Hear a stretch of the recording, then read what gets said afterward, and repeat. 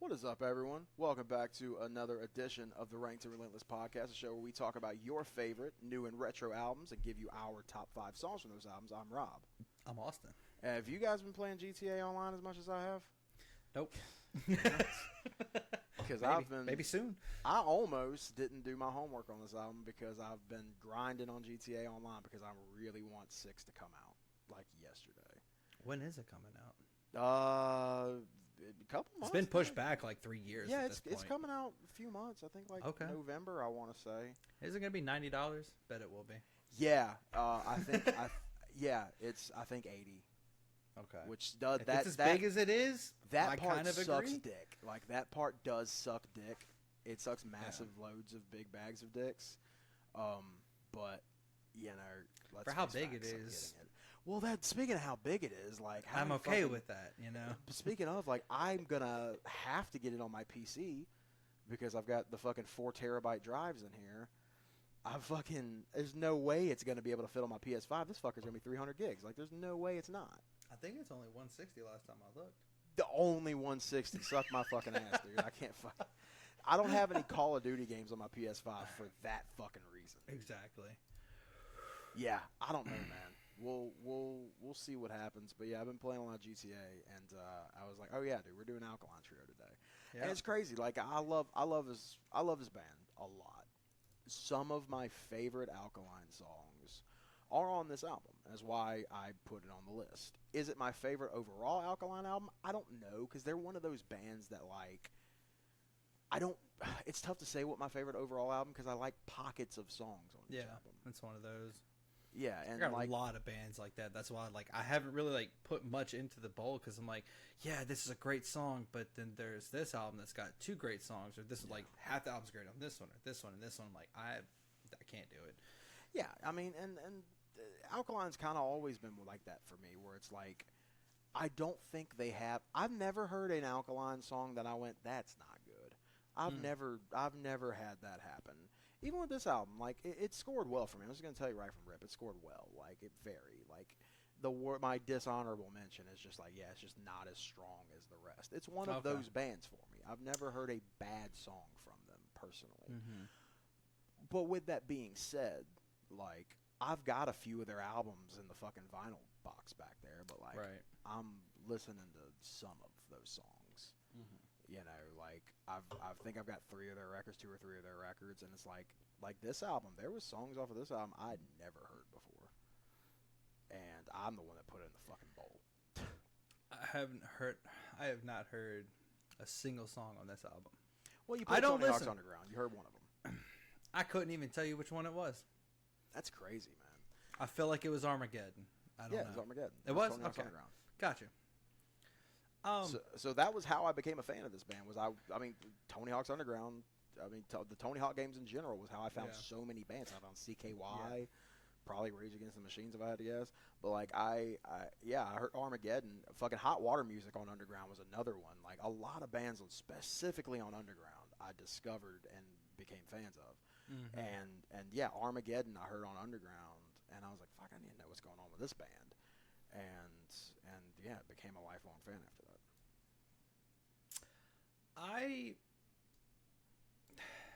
It's hard to say. Yeah. I like the album. I really did. It's kind of one of those situations like, yeah, like I know I've heard Alkaline Trio before, but I never gave them like, not like a chance or like, okay, yeah, they're a band, and I just kind of push them to the side. And then listening to this full album is like, I understand why I was like, they're good. If somebody's playing them, I'm going to listen to it. But I am never going to go back to any, like, I might. I don't know. Not saying I'll never go back to this album, but it's just one of those, like, yeah, this isn't really what I want to listen to. Okay. You know, that makes sense. Like, if you're playing in the car and be like, yeah, this sounds good. Like, you know, I got no true quarrels with them, but it's like, yeah, it's just one of those bands I never really, like, maybe if I heard more stuff from them, not giving like the same, like, you know, the Nerf heard a thing, like they might have better albums. I have no, like, that's what I'm saying, I got no true issues. Well, it's just this wasn't anything that resonated to like, sure, dude, that was sick, or like, you know, it was just like, yeah, they're. The reason I wanted to do this one, and it's interesting that you say all that. the reason I wanted to do this one was because I feel like it's the more accessible one, and it's because of the singles. The singles were Private Eye and Stupid Kid. Okay. I feel like when you hear those, especially like it's 2001, you make the obviously I bring up Armageddon being a part of Tony Hawk's Underground. Yeah. I feel like skate rock was very big at that time. This album is the closest to that of the pop punk skate rock kind of stuff, and I feel like that's an easier entry point for a lot of other people. I feel like if I started you with like, I think maybe I'll Catch Fire came out before this one. I want to say, yeah, Maybe I'll Catch Fire came out before this one, which is Now My Love. Gotcha. I feel like if I started somebody with Maybe I'll Catch Fire, they'll be like, what the fuck is this? Like, I don't think that's a good starting point. God damn it, their first album. I also don't think that's a good starting point. Good Morning, the one that came after this, that one in Crimson, maybe. Agony and Irony is probably their biggest radio rock album, because Help Me did get a lot of play on radio. And like, I think like if you played me a couple like this is their bigger songs, I might know the songs. Agony Just and never knew. In them, hindsight, you know? I figured From Here to Infirmary would be the best introduction point. In hindsight, Agony and Irony might have been, just because I hate using the term radio rock, but like it's the closest to that. And it's important for bands to have something like that, I think, because while this band, like a lot of other bands, has their artsy stuff, and there's some of that on this record. There's some of that on this album that you're just like, this is clearly you're in your bag on this one. You know, you're doing what you want to do. It's important to have those more accessible songs because they're better entry points. Yeah. Because if you don't like this specific thing that they're doing, you might not ever want to give them a shot. Whereas if you hear something that's easier to listen to, then it can open you up to listen to the rest. Right. And like with this, I do feel like my biggest true complaint is, yes, it was recorded 2000, 2001 when it released. Man, whatever studio they picked did not do them well. And I don't know if that's just what the time was, and I'm just missing that representation of it, but like the guitars were hitting in a lot of things, but like the drummer, look, man, dude, you were good at what you do. You're very fast paced, you got some fun licks. I'm not going to call you a Travis Barker type of, drummer, but you're in that genre. You're killing it. Whoever recorded your drums made it sound terrible. The drum sound is not amazing. And then like the guitars are like behind everything. I'm like, but the guitars are driving the song.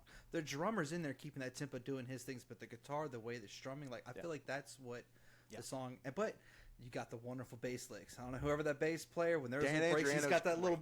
I'm like, that was good. Okay, cool. And like, I did enjoy the album. Like, it did score a little low for me just because it was just like, yeah, this is a good album, but I probably won't go, I want to listen to that song again, you know? And I think that's just me personally, because my taste in music. Yeah. And so I'm trying to like fight that, like, I'm not just a metal guy, but it's like. Yeah. I feel like there's also payback for Nerf Herder. Not at all. Not at all. Because, I mean, I'll tell you, it scored a 3-1. It stayed in that good range. It's a good album, but it just there was 4-3 for me. I figured. Shit. Yeah. I mean, there's and like, I don't know his voice. There's 3 singers in this band apparently, because God, every song sounds like a completely different singer. Just about. No, it's so Matt Skiba, the guitar player, the one who I'm going to Blink-182. He is the lead vocalist. Dan Andriana, the badass bass player. He also does, I'd say, probably 40% of the songs on the lead. Okay. Yeah, so whoever does the low vocals, Dan. Hey, man, you did your thing. It was just, but like, and my biggest problem that I was trying to get through this album, and I'm like, it's just the recording of it doesn't do any single person in this band any justice to me. I did notice that, for me, it was specifically the drums. I didn't think the drum sound was that great. Definitely not. None of it was enough to distract me from how much I enjoy it. Because, once again, but this is also why I love doing this with you, because we're listening to different things, which means that we're getting a complete fucking scope of this whole thing.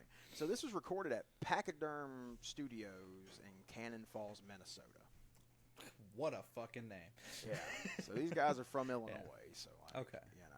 But like my biggest thing, like what I was getting at, it's like the guitar would come in that intro. I was like, oh, this is catchy. I'm like it. Then the band come in and it didn't stay the same. It dropped, and I'm like, no, like I need that guitar back. And that's what kept distracting me. Is like the whoever was recording was adjusting volumes instead of just keeping everybody like mid together. It was just like, yeah, that was it. You know. Sure, I get that. But for me, like, you know, the thing that makes me come back, and it's at the end of the day, the thing that made me an Alkaline Trio fan is everything is catchy. Like the riffs are extremely catchy. Yes, the melodies are catchy. Everything is catchy. That's what made me a fan. What keeps me a fan is the writing. I think the lyrics are incredible on everything that they've written. As much as there's a lot of points that the vocalist, I'm like, either you're pushing too much or just like I don't know what it was. It was just so cool. Like certain tones he would hit, and like I didn't feel that one, but I will give you 100%. The lyrics in this album were insane for the sound of this album. They were. Know, I mean, and this was like, good. I think it was really after this record was whenever they really hit steam. I don't have the numbers in front of me to prove it, but like, I feel like Armageddon being in Tony Hawk helped a lot. Like even this, look, I'll tell you right now, just to kind of play off of what we're saying right now, I've just got the Wikipedia pulled up. The critical reception to the album was mixed. All Music called it a slump for the band, a definite low point in Alkaline Trio's catalog. It's their third album. Criticizing its lighter, more mainstream sound, and really doesn't compliment Matt Skiba and Dan Andriano's foul-mouthed poetry as well as their earlier abrasive sound. Yeah. Mike Hendrickson of Rolling Stone was more praising of the album's qualities, remarking that the band delivers catchy punk pop with sharp elbows and a wry sense of humor, and that what saves them from the gutter are some effortless hooks and Skiba's hysterical lyrics. Yeah. If Rolling Stone's putting it over, then yeah, it's probably a good bet that it missed something. It missed something for sure. I think it was just the studio, man. Like, because like the drummer's doing a lot of things that I enjoy. The guitars, man, just fucking killing it. Bass, I don't know what he does. I could barely hear him when there's a break and he does a lick. That's another problem I have, or he's just hitting one note. But like, everyone is doing their thing very well. It was just the recording was keeping me from like, I'm missing so much in these songs that's there. It's just not, you know. And again, I'm saying this of this. This is also recorded in 2000. Yeah. It's you know, it's and long stuff time like that. Yeah, and they're early on, like they're not rich yet. And that was when I listened to it. It was like, yeah, you know, at my first impressions, why I went back to it to listen to it because I just didn't want to like. I had to, but it was like, man, like this is definitely like the Sum 41, Blink 182, but they didn't do anything extravagant. Yeah, they just kind of just did that genre well, but that was it. Yeah, it was all in all, I'm saying this. I enjoyed the album. I really did. For a first Alkaline Trio, I do agree. This is because I love the skater rock, dude. I love it. Yeah. The fast pace, just getting it. Everybody's just going as fast as they can. Just very emotional, impacting. I love it. But you know, other than that, yeah. I mean, I think this record definitely was good enough to change the tide for them because you know. Armageddon being in Tony Hawk, Stupid Kid also had some video game appearances. And then after this, they put out Good Morning, and Good Morning did better as far as critical reviews go. Okay. You know, are they still doing this sound? Or are they kind of they're back altering? To more of what they were doing, more of the like heavy on the emo shit. Really? And kind of they have a darker sound. Okay, so this was just the fun skate, you know, like but there are songs like there's a couple of tracks on this record specifically that I'll point out right out of the gate. Mr. Chainsaw, that's more of what they sounded like before. Mr. Chainsaw is more of like a Goddammit, their first record, like that. Gotcha. That could have been on that album, and then you have like Crawl. I'll tell you right now, I feel like would have been better if it was on Maybe I'll Catch Fire.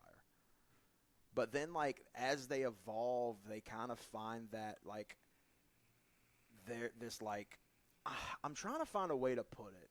I don't want to call it, like, horror, but, like, there was, like, a darker, scary tone to some of their stuff, like some of their older EPs. Like, if you listen to their song "I Lied My Face Off," you'll know exactly what I'm talking about. Just it's got like this this off minor, however the fuck you would put it, like intro, like it, just the way that it goes in, like it's got like a like a spooky kind of thing going on with the emo and all that shit. That was really kind of their bread and butter at first. Yeah. And then they leaned more into the just really catchy emo alternative stuff. And like they had an album called My Shame Is True that had She Lied to the FBI. Unbelievably catchy, fun song. I seen them do it live, which that's another thing I'd bring up. Did see these guys live right whenever I moved to Atlanta the first time back in 2018. Me and my brother are massive fans of this band. Stupid Kid was what made him a fan, where Armageddon made me a fan. And I was like, dude, a couple of months after I moved, I was like, dude, they're playing at the Masquerade. You got to come up. And my brother came up into town. We rode the fucking MARTA. You know how much fun that is. I hate the fucking MARTA. Yeah, we rode the MARTA from North Springs to Little 5 Points to go watch Alkaline Trio. The only two songs they played from this album were Private Eye and Crawl, and they were towards the end of their 22-track set. What was Radio? Radio is one of their... before or after this album? Radio was before. That was, I think, maybe... I'm pretty sure that was Maybe I'll Catch Fire. Yeah, it was Maybe I'll Catch Fire. I think Radio is the only one that I actually know by them that I've ever, like, truly heard. I don't even know where. I just remembered that, like, I went back through and I played the song. I was like, oh, I do remember this one. It's a fan favorite. And even from that song, it was just one of those, like, yeah, they're... Yeah. That was what they like, they're good. They're just there. They're just out there. And I never, like, truly gave them a shot or, like, anything else. Like, there's so many of these albums I've not heard, even their newer stuff. I have not listened to anything Alkaline Trio. I just know the Radio song, and that's about it. When I saw them, they like 22-track set list. A lot of the songs are 2.5, 3 minutes. You can do it. Oh, okay. Matt's not talking in between songs a whole lot, but they close with Radio. That's it's very much it's very much a fan favorite track. The highlights from the show, whenever I saw them, She Lied to the FBI. I fucking love that song so much. Mercy Me is another really good one. She Took Him to the Lakes, another one I like. Clavicle's another one I really like. I Want to Be a Warhol, I think, was on the same album as She Lied to the FBI. It's another really good one. Every Thug Needs a Lady, another good track. Time to Waste, our old friend Tyler, he was a massive fan of their album Crimson. And that had Time to Waste on it. And also their album, I think it was Agony and Irony, had their song I Found a Way. And I Found a Way was his other, like, favorite. And they played those songs almost back to back. They do, like, Time to Waste, then Crawl from this album, then they do I Found a Way.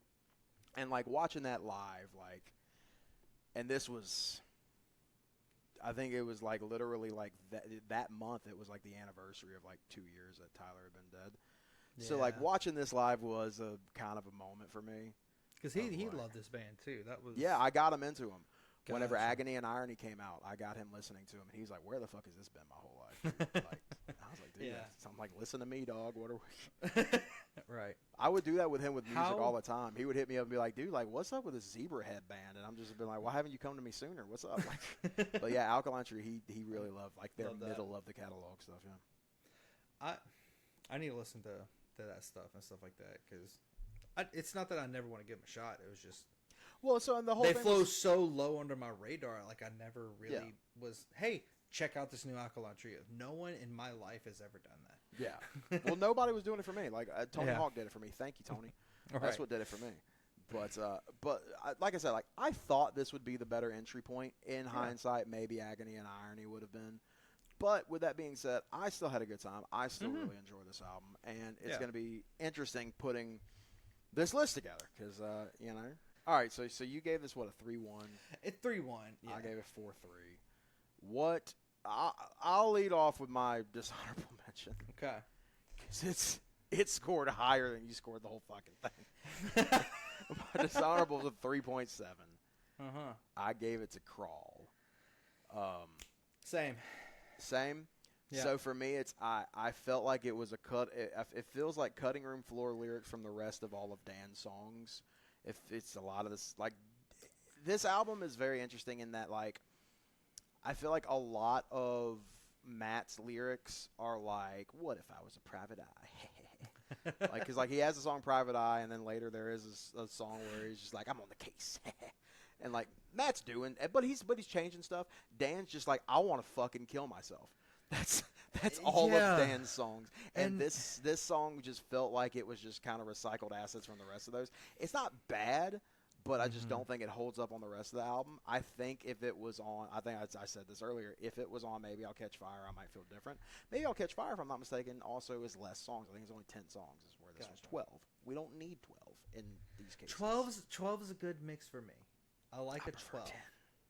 10's the sweet spot, but 12 is that I'm still like, that's a great album. It gives me options. It gives me options, but also if I dislike one or two of the songs, you could have just done 10 and I would have loved it. True. Very true. But yeah, Crawl, it's not bad at all, but it's not as strong as the rest. I enjoyed the intro.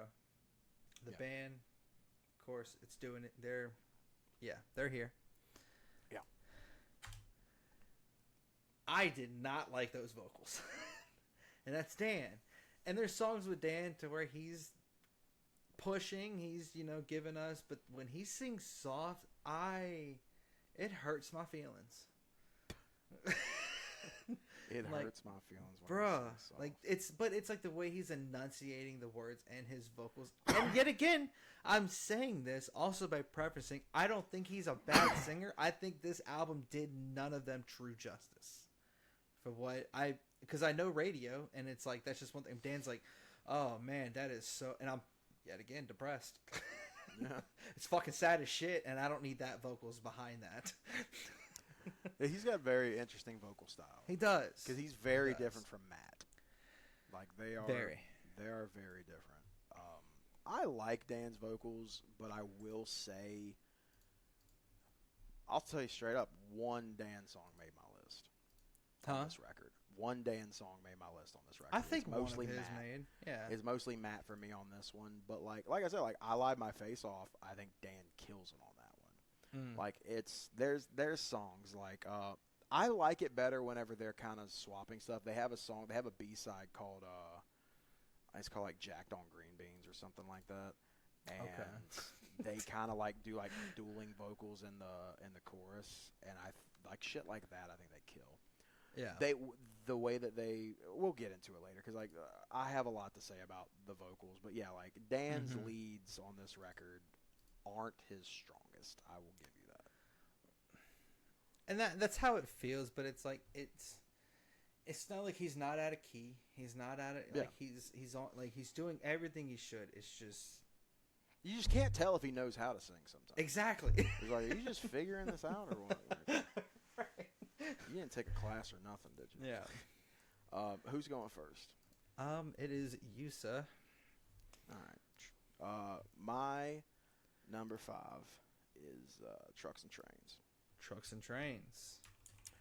I like trucks and I like trains. What do you want me to say? No, dude, that intro is special because it sounds nothing like anything else on the album. It doesn't really sound like much of anything Alkaline's ever done. Like I really like that guitar in that intro. Now, once the verse comes in, it sounds like an Alkaline song. But that intro, I just think is really, really cool. The lyrics, and what they say of the grass on the other side is true. Too much time looking up's turning everything blue. Like that fucking rules. Like just once again, it's just really fun to listen to. It's one of the ones I knew I was going to enjoy going into this one. The only negative thing I have to say about this song is there's like this weird flanger effect at the end that absolutely did not need to be there. Kind of back to what you're saying of like the studio did them dirty in a few ways. Yeah.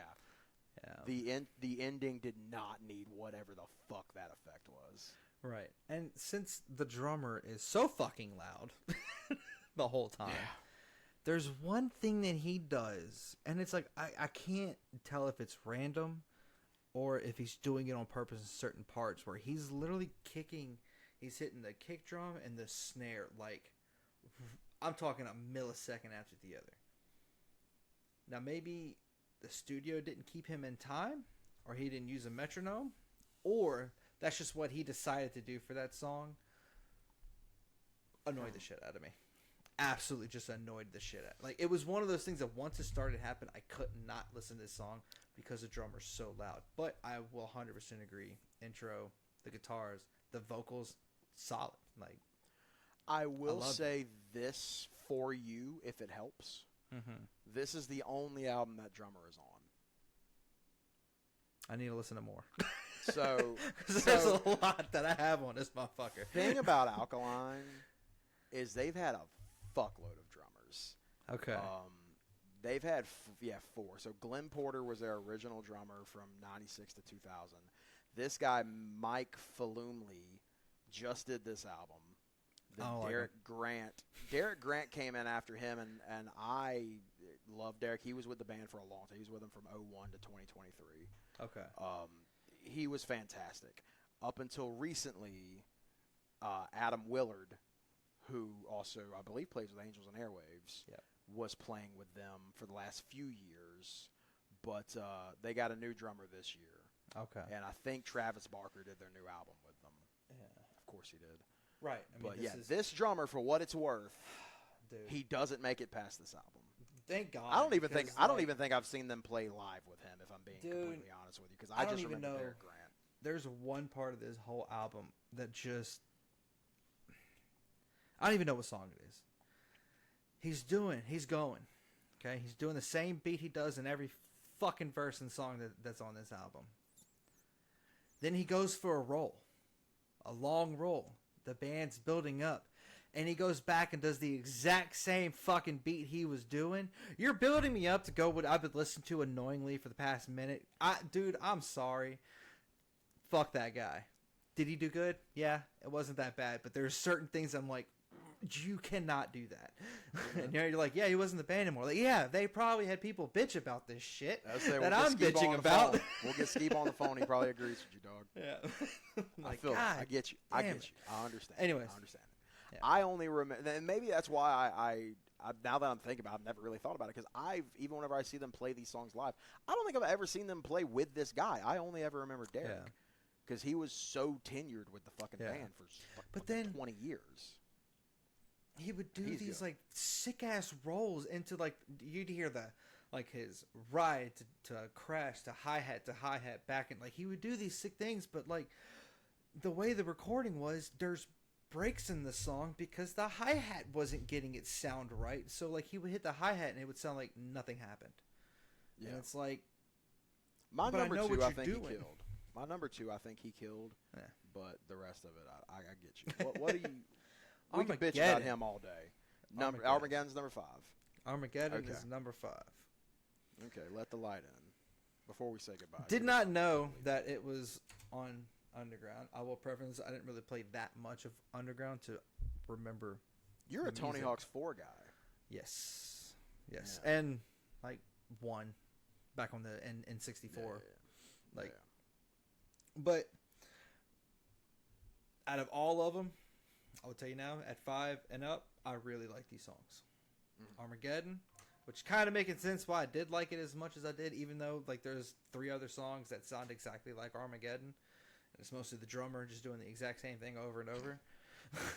I'm gonna keep ripping on this motherfucker. Well, let's not beat that dead horse. He's not in the fucking band. He only does this if he's still drumming, fuck him. He might be dead. I don't fucking know, dude. It's like I really enjoy the lyrics. Of course, are great in all of these. Like pretty much in every my notes, like lyrics wowed me. Lyrics are good. You know, that was one of my big notes. Out of how this band sounds, it's crazy the lyrics are as good as they are. Because a lot of times you get kind of basic stuff or whatever with this sound. But Armageddon, it was fantastic through and through. It just if Armageddon was the first song with Private Eye, you'd know what this whole album sounds like, But sure. I really enjoyed the melody of the vocals in this one, like the way he was hitting. The melody is really good, Yeah, for sure. My number 4 is the only Dan song that made it, and it's "I'm Dying Tomorrow." I'm dying tomorrow. This is Suicide Note. That's what this fucking song is. It's 100% what this is, and I think it's a really good one.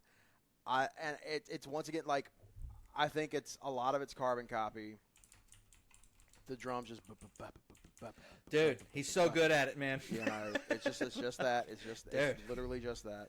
Yeah. What does it? Once again, I'm gonna fucking. There's the lyrics, man. Like the whole prospect of. He's asking. Not only is he asking if he lived his life to the fullest, if he did all the things that he said he was gonna do, he can't help but ask, "Did I take care of the other people before I took care of myself?" Right. Like, and I like anybody.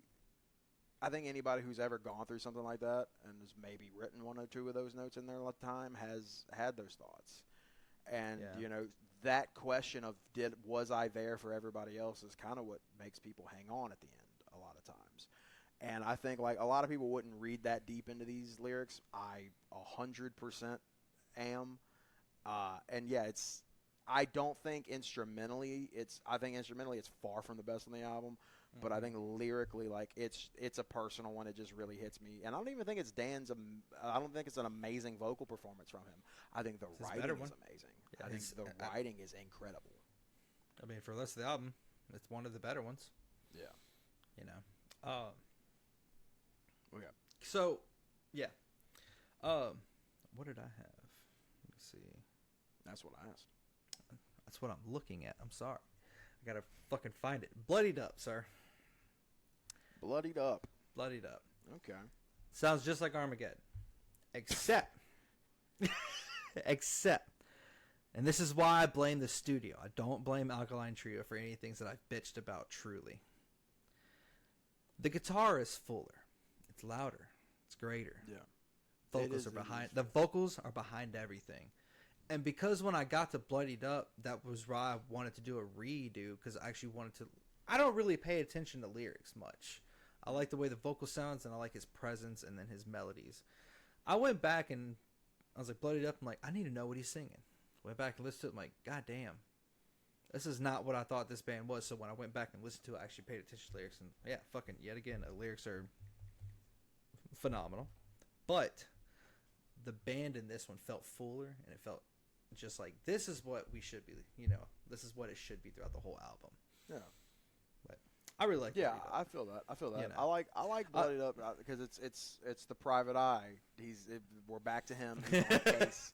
He's talking about his case. And it's like, oh man, like and that's a thing about this record is like you'll notice in certain songs with the individual singers is that they really do theme their shit out. Where it's like they're trying to stay on theme as much as they can, and like, oh fuck, we're going back to this, and that's right. neat about Bloodied Up, yeah. So I get that. Speaking of him being a Private Eye, my number 3 is Private Eye. Private Eye. I mean, this is at this point, dude, like fucking just call it a day, man. We're getting to like the songs that I've fucking feels I'm in love with. Private Eye is such a massive song for them. Your boy Jeremy McKinnon from A Day to Remember, this is like one of his favorite songs on the planet. Oh, okay. A Day to Remember, a few years ago, you can find it from like a fucking Warped Tour, one of those big tours. And they brought Skiba, it was while he was with Blink, they brought him on stage with A Day to Remember to do Private Eye. Yeah, this is up there with Radio. It's a very beloved song amongst the fans. I love the lyrics. I can quote the fucking lyrics to this song all day long. My favorite part is that second verse when the guitar drops out. It's just the bass and the drums. And New Year's Eve was as boring as heaven. I watched flies fuck on Channel 11. Dude, what the fuck is that line? That's who the fuck thinks of stuff like that? Yeah. That's incredible. That's a good line. Dude. Like the whole fucking everything about the lyrics in this. And then that chorus is just at the right place at the right time. Dude, like, you won't have to stop saying I love cops for anyone but me, your Private Eye. Dude, it's so infectious. Like, this is what I love about Alkaline Trio, is the quotability, the absolutely, utterly insane lyrics that are just ridiculously catchy. Yeah. Private Eye rules. Private Eye. What have you got for 3? Don't be stupid, kid. Stupid kid. Yeah. He was just a stupid kid back then. Just a stupid kid back then. This, at least he took back every word that he said. Yeah, kind of like what you were saying with Private Eye. Like this is where I was like, this is good shit. You know, this isn't just me dogging on this album. Like I really did absolutely adore these songs. It's got some weird breaks in it. Kind of what I was bitching about. That I don't even remember the song I was bitching about. Crawl?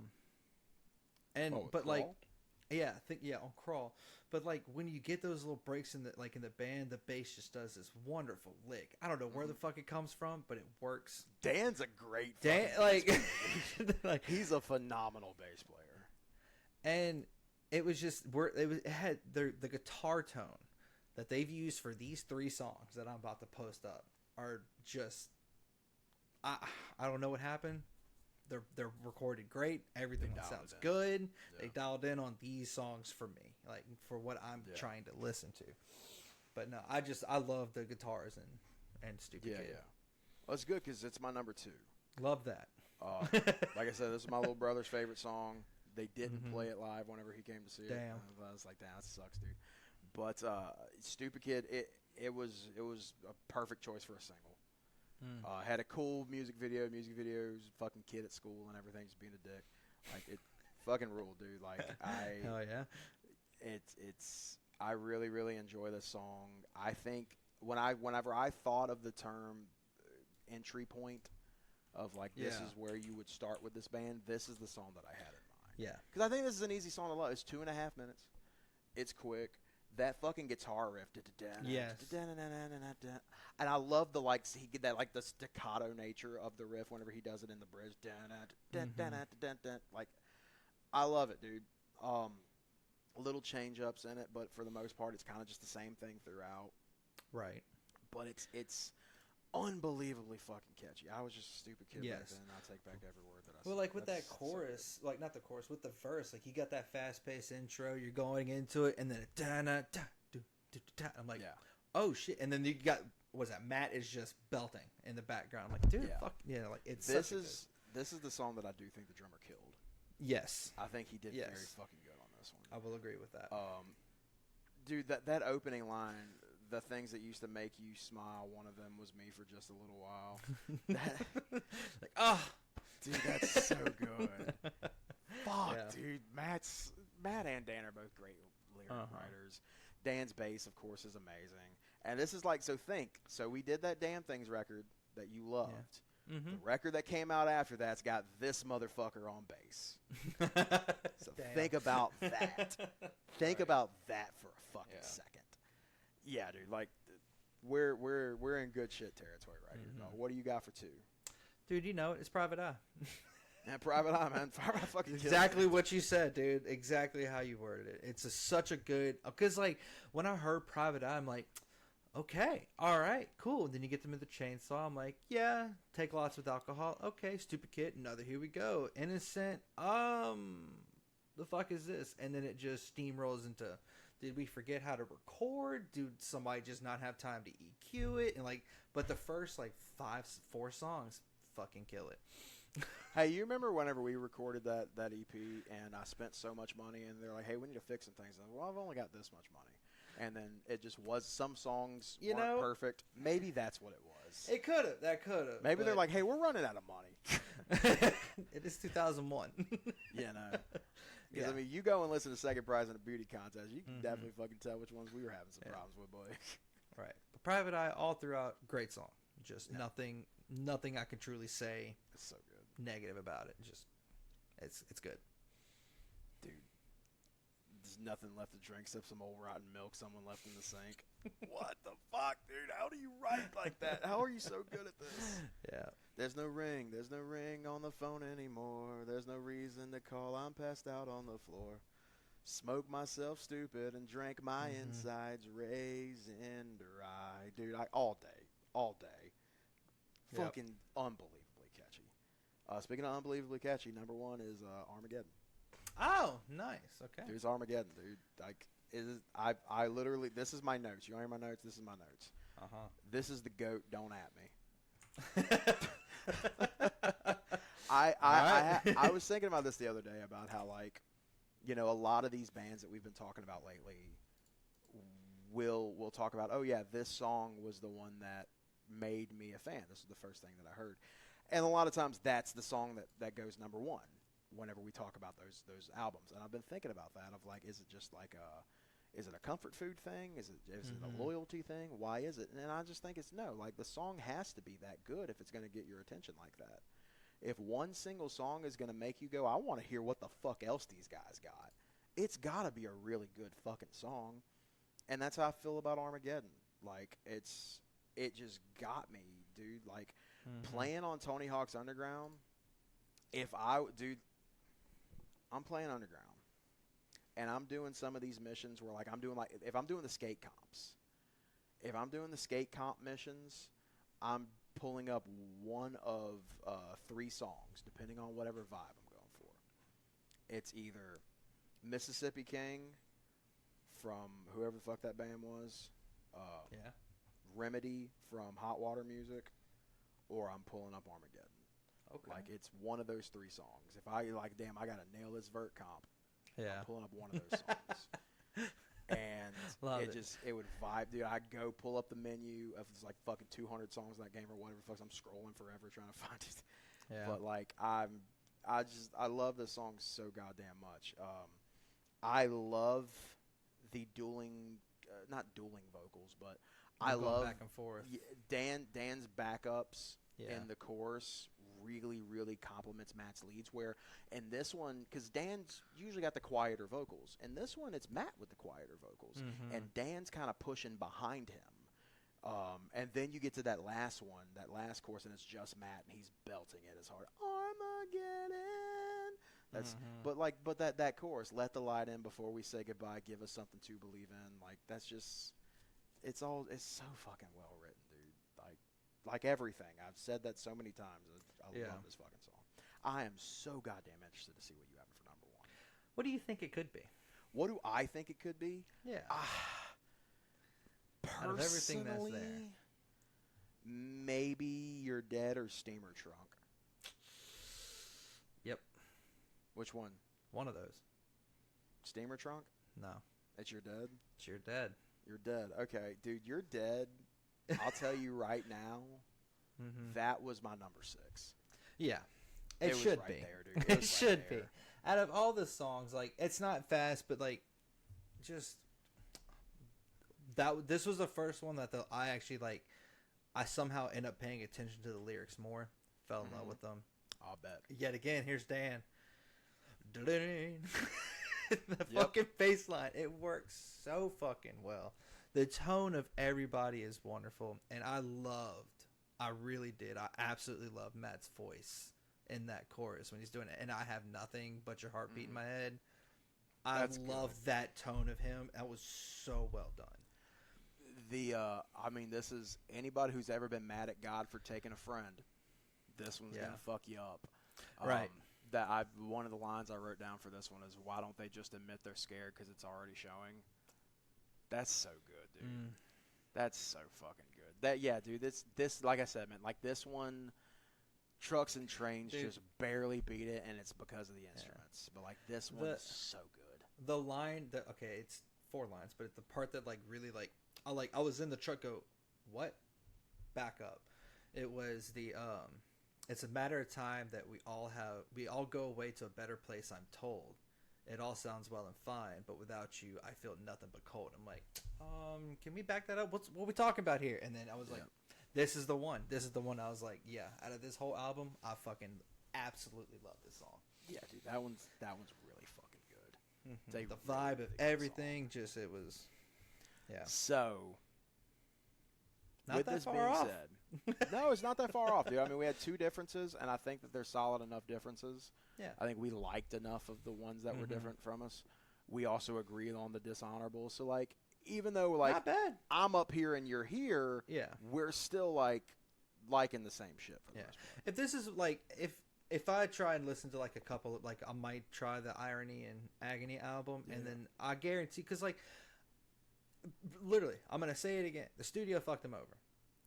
But I'm also like didn't realize like maybe they didn't have enough. Well, they've got money by maybe there Agony and Irony, is for sure. right, but like I might have a better appreciation for what this album was, because this is the genre that I adore. Like you want to play on this type of stuff, I'm with it. But like Crimson tried some shit too. Like Crimson tried some shit. Like Time to Waste has this like beautiful piano intro. Yeah. That like you're like, this is Alkaline Trio, right? And then like when the guitar comes in with it, you're like, holy fuck! Like those records, Crimson and Agony and Irony, are really really good. And I'm glad I did a second chance with it. I had to, because my first chance was not good. And I kept the note from it, and I put, this is if Blink-182 and Sum 41 got a baby and just did all the bland shit that they didn't want to they just did. That's how I felt about it. Like, it was just, okay, we're just doing the same things. But it's like, once I got the second out, like, listen to them, like, I started actually seeing, like, oh, there's actually greater nuances. It's just... Yes. Somebody's hidden behind somebody because they're not up in the volume. Like, okay, I'm starting to get it, you know. I am glad you ran that back, because I don't agree with that assessment whatsoever, because I feel like they are different. They're quite different from what... They're not doing what those bands were doing. Right. And what it boiled down to was, oh, it's just a drummer. The drummer is the one is making me feel this way, to be honest. Does it make you feel better knowing that he was in the band for a fucking year? Yes, but like, it does. It does. So like, I didn't want you to feel like I'm just here to rip on this album. I did enjoy it, but like, really, in reality, if it gets popped up again, I'll be like, oh yeah, I remember that song. Or I'm not gonna go like, I want to go listen to this song again. Yeah. You know. Okay, now here's the tough thing. How we so doing? One of the singles are going to be 1 and 2, Private Eye and Stupid Kid. Okay. They went 2 and 3 for both of us each way. Yeah. Which one's getting 1, Stupid Kid or Private Eye? I don't know. The hype on Stupid Kid makes me want to make it first. I love Private Eye, but like Stupid Kid is just, it's the same, but they're so different. Yeah. And like, I just like the vibe of Stupid Kid. If we're like really, if we're being honest, it's a perfect single. Yeah. It's a I think yeah, we'll do Stupid Kid, Private Eye. Your Dead's gonna go down here. Armageddon is gonna get 3 then. My 1 and your 5. So now it comes down to I'm Dying Tomorrow, Bloodied Up, Trucks and Trains, You're Dead. I'm gonna tell you right now, dude, You're Dead for 100%. Okay. You're Dead for completely. Keep it on theme. I would pitch I'm Dying Tomorrow at 5. I'm thinking that too. Because like, I like Bloodied Up. I did like Trucks and Trains, but out of those 4, even though Bloodied Up was my number 4, I'm Dying Tomorrow just seems the better fit. Just, it's also a good song. Yeah, we're gonna give you the. You want the depressing side of Alkaline Trio, because that's what we're hitting you with at 4 and 5 spot. You want to have some fun with Alkaline Trio? That's what we're getting you with 1 through 3, motherfuckers. Yes. Number 5, I'm Dying Tomorrow. Number 4, You're Dead. Number 3, Armageddon. Number 2, Private Eye. Number 1, Stupid Kid.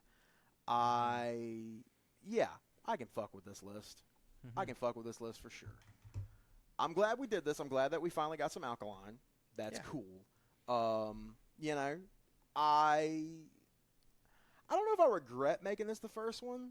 I do think, I want to put another one on here. Like, Agony and Irony should go next. Yeah, like, I agree. I agree to put another Alkaline on, because like, it's not that I hated this. I hated it because of the studio. I want more of this. Yeah, but it's like, I kind of want to do this for a show and not just me to listen to it. You know. Yeah. Off to the side. We'll get you one where Derek's playing drums, and you'll see why he was in the band for over 20 years. Got it. Yeah, because this fucking guy. I get you. I understand the concerns, and I didn't think about them, because I probably would have had the same. But it's I still love this album. It was that my top 3. I mean, the top 3 on this: Stupid Kid, Private Eye, Armageddon. Like those 3 songs, I adore so fucking much, dude. They are just amazing songs to me. Let's go ahead and get that wheel up, Austin. Let's see what we're going to be talking about next week. Ready? Yes, sir. It's gonna be a perfect circle. Probably not gonna be adding too much since we've got. Oh. I'm so pumped on that. Yep. Black Tide Postmortem. You know how long it's been since I've heard this? Dude, I am so pumped on that. I can't even get over how pumped on Black Tide Postmortem I am. Yeah, I say probably don't add anything because I think this list could get us through the rest of the year. Yeah. I really think that through the rest of season 2. Mm-hmm. Black Tide Postmortem, guys. This is an album that we listen to a lot. A lot. Oh my god, we watched every live video. We watched every music video. We knew everything about this band, everything they had going on. So like their first record come out and they were just like, we like Iron Maiden, and we're like, that's cute. And then their balls started to drop. They were kids; these were children when they started this band. And then once their balls dropped, they dropped Postmortem, and we were like, hold up. This is actually their own sound, and drummer, it fucks. The guitarist, Steve, the singer. drummer, so good. Their bass player, Zach, I thought Zach was fucking killer. Yeah. Gabe, the vocalist, Gabe has got a great fucking voice. To my knowledge, this year, Gabe has brought the group back together. I don't know how many of the OG members are in it, but they did a cover of The Boys Are Back in Town. And I don't know if they've done anything after that, but I heard the cover. I mean, it's good, as you can imagine. Okay. But, yeah, like, after this record, like, they put out a couple of EPs. It didn't really go anywhere. There was some turmoil with the band, a lot of infighting. Zach left, Steve left. Mm-hmm. It happens. You know, these guys all started playing together when they were children, you know. Not like me and you know what that's like or anything. But they were, I mean, when you spending all that time together as young adolescents, you're going to fucking fight. And they didn't like each other for a while. But they put out this fucking goat tier album while they were together. If this is their legacy, if Postmortem's their legacy, fine. Dude, dude, I can't even think about what my number one could be. Cause I don't know. Fire, but then there's Ashes. And then I'm like, I don't fucking know. Honest Eyes, like... So I had heard of them because the album before this, Shockwave, was a pretty big song. I think it might have been on one of the skate games. But it was like very much they were just like, we like Iron Maiden. Like that's what it was. Yeah, 100%. But then they put out this record, and I think before the album came out, Street Fighter 4 comes out. Not Super Street Fighter 4. First Street Fighter 4 because they had different theme songs. And I remember seeing the trailer. This is back when video game trailers were a big fucking deal in the late aughts. I remember seeing the trailer for Street Fighter 4, and it's Two Honest Eyes. Oh. And I'm listening to like that chorus, how we come this far, how did we survive, while you're watching like Ryu and Ken fight each other. Like, what the fuck is this, dude? Like, I was like, I need to find out what the fuck is going on there. I don't think I've been this excited just to go back to an album in a very long pumped, time. Dude. Like, this is such a good record. Postmortem, Walking Fight Dead to the Man, bitter end. Fight to the bitter end, dude. Walking Dead Man, like, God, and it's only 10 songs. This might be a tough one. This is gonna be a really tough one. This is gonna be a 4.5. Because I've already talked about 6 songs, but that's it. That's number one, dude. Like, yeah, this is gonna kill. I'm so excited for this. Dude. Black Tide Postmortem next week. Holy fuck. The intro of Bury Me. Dude. Fucking had Matt Tuck on this bitch, dude. Yeah. Was it Ashes? Yeah, Ashes. On Ashes. Matt Tuck from fucking Bullet for My Valentine. When he could sing. Yeah. Before he fucked his shit up. I feel so bad. I love Bullets so much, but hit their live recently. I'm like, hey man, Matt, just play guitar. Well, let your backup do the it. bass player's doing most of the work. Like, just don't even worry about it. Like, I work. still would go see that just to see them play. I don't care if Matt's singing because bass player sounds just like him. Yeah, dude, this is But, Black Tide. This is gonna be fucking. What a killer. pull! I'm so glad I put that in there. This is, dude. I'm telling you, like formative years shit for me and you. Like as like late teens, early 20s. Like, cause this album came out in what 2010? I want to say something like that. Back on the Corolla, and then I had the. I'm 19. Like, yeah, dude. This was big. 2011 it came out. Yeah. Okay, 2011. So I'm 20. So yeah, that time, Corolla. dude. Like we were living together. Yeah, right before we started living together. Yeah.